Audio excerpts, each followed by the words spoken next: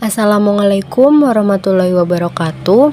Saya membuat video ini untuk melengkapi tugas resume materi dari pertemuan ke-9 sampai pertemuan ke-14 mata kuliah Psikologi Pendidikan dan Bimbingan yang diampu oleh Bapak Dr. Andes Haji Acep Ruswan MPD dan Ibu Gia Nikawanti SPSI MPD. Sebelumnya izin memperkenalkan diri, nama saya Rati Fatimah dengan NIM 2108681 dari kelas 1B PGSD UPI Kampus Purwakarta. Pada pertemuan ke-9 tentang teori berpikir. Di sini ada Burner menganggap manusia sebagai pemroses, pemikir, dan pencipta informasi. Ada 3 tahap berpikir menurut Burner, yaitu tahap enaktif, tahap ikonik, dan tahap simbolik.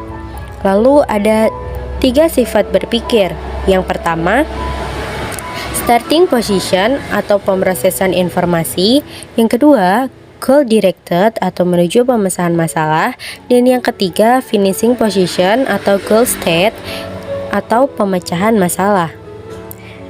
Berpikir adalah proses kognitif yang berlangsung karena adanya stimulus dan respon yang di dalamnya terdapat kaitan antara mental dan perilaku. Pada slide ini juga memuat tentang cara berpikir dan juga berpikir kreatif. Lalu pada slide selanjutnya ada belajar menurut Gardner.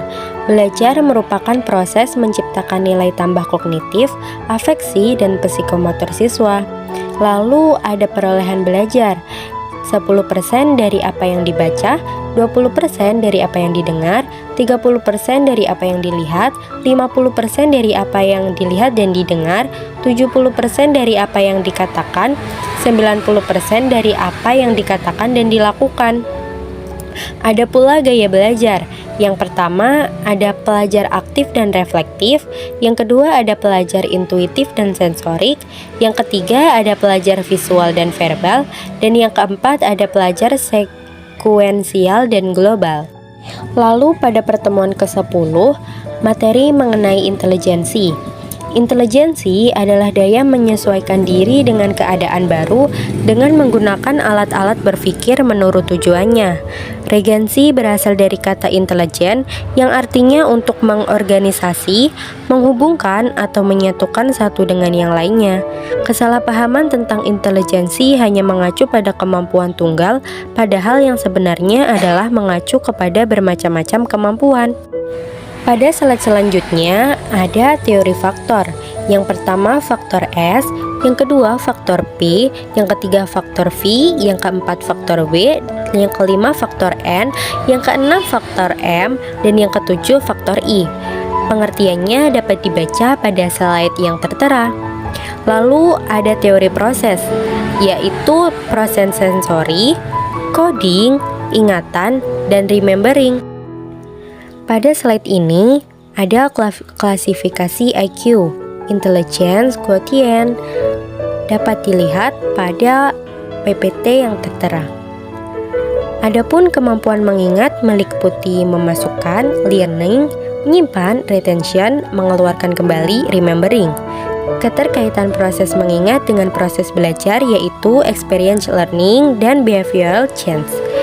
Kelupaan pada seseorang terjadi karena materi yang disimpan dalam ingatan tidak sering ditimbulkan kembali dalam alam kesadaran sehingga akhirnya manusia mengalami kelupaan. Lalu pada pertemuan ke-11 materi mengenai motivasi belajar.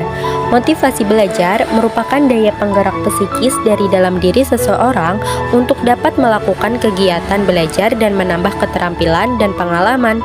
Motivasi mendorong dan mengarah minat belajar untuk mencapai tujuan belajar. Siswa akan bersungguh-sungguh belajar karena termotivasi mencari prestasi dan untuk memecahkan masalah. Motivasi dijelaskan dengan mengkoordinasikan ketiga prinsip. Dapat dilihat pada PPT yang tertera. Pada slide ini memuat mengenai macam jenis motivasi. Ada motivasi ekstrinsik dan motivasi intrinsik. Lalu ada hierarki kebutuhan Maslow, aktualisasi diri, penghargaan, kasih sayang, rasa aman, kebutuhan fisiologis. Lalu ada teori kebutuhan, kebutuhan untuk memperoleh kompetensi, dan kebutuhan berprestasi. Lalu pada pertemuan ke-12 mengenai materi tentang kreativitas dapat dilihat pada slide PPT yang tertera. Pada pertemuan ke-13, materi mengenai minat dan bakat. Di sini ada peran guru untuk menumbuhkan minat dan bakat pada siswa. Dan pada pertemuan ke-14 ada mengkritisi sebuah berita artikel mengenai surat edaran tentang libur akhir semester dan Nataru. Pengumpulannya melalui kolom diskusi pada spot Pupi. Sekian resume yang dapat saya buat untuk mata kuliah Psikologi Pendidikan dan Bimbingan. Bila terdapat kesalahan dan kekurangan dalam penyampaian, saya mohon maaf. Wabillahi taufiq wal hidayah. Wassalamualaikum warahmatullahi wabarakatuh. Terima kasih.